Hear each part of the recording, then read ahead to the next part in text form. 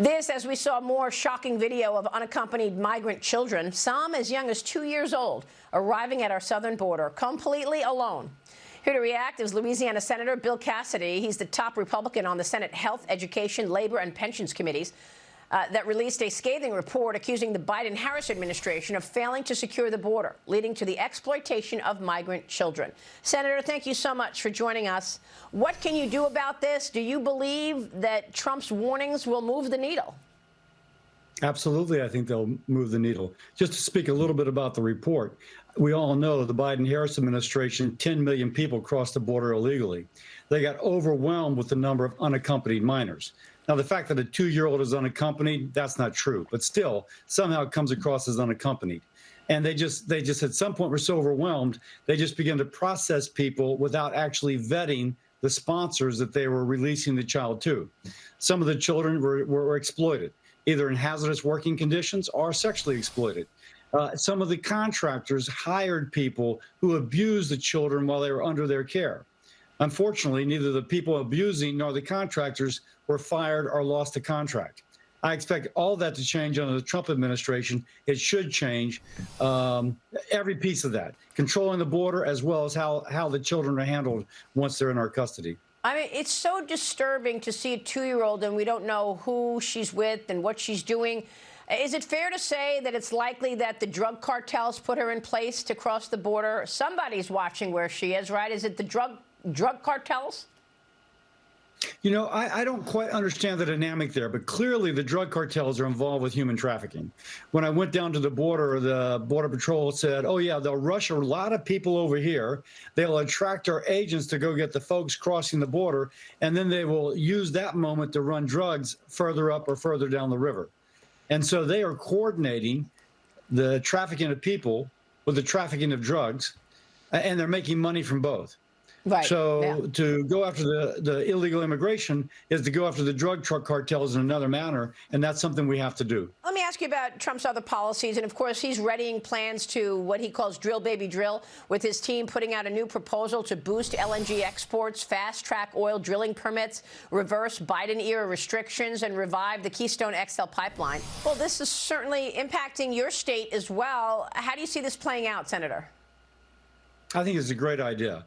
We should have a policy of abundance where we take the abundance of America's natural resources, the abundance of our economy, the productivity of our workers, and we create a better life for all. Now, using our natural gas and our oil resources is part of that. And by the way, when we use American oil and American natural gas, we produce that in the most environmentally clean way than anybody around the world. If you take oil coming from off the coast of Louisiana, coming to our shore for refining, it has the lowest carbon intensity of any product that comes to our shore. And so I agree with the president. It's going to create a lot of good American jobs. It's going to boost our economy, boost our national security, and boost the national security of our allies. I think he hits a home run on that one. What's your take on the tax cuts and extending the tax cuts? Is that going to happen through reconciliation, and do you expect that to be a 2025 priority? I do. I think that the fact that we could use America's natural resources and its abundance to help offset is good.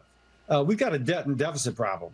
And right. So if we just fully extend and do nothing, that's going to be in the trillions and trillions of dollars. We don't want that. So let's use our abundance and let's use some of our trade policy to offset. We do that, we get the tax cuts, but we also get the abundance. Well, how worried are you about the impact of tariffs? President Trump is already, sending messages to China, Mexico, and Canada. Do you believe that these tariffs will help growth, or do you expect that we could have an issue with regard to inflation, making prices higher for Americans? Well, one thing I've been proposing is what I call a foreign pollution fee, and some in the administration have similarly advocated for it. Right now, China does not enforce its environmental laws. They let their pollutants go into the atmosphere where it blows over onto the United States. It lowers their cost of manufacturing by 20%. That lower cost attracts our jobs, our manufacturers, to go to China. That's wrong. So I think that we should put a fee on their goods roughly equal to what they're not spending to control their pollutants. So what they're not spending, put that fee, levels the playing field, makes it more likely jobs come back to the U.S., our workers do better, our economy does better. Okay. It's a tariff, but we're Yep. already paying for this. We're paying for all the pollution control that we have to put in place because of their pollution. Yeah. Okay. Well, we'll be watching that then. Meanwhile, a new poll shows that nearly 60% of Americans approve of President Trump's handling of the transition. He is stacking his cabinet in record speed. What are you hearing in terms of the upcoming confirmations?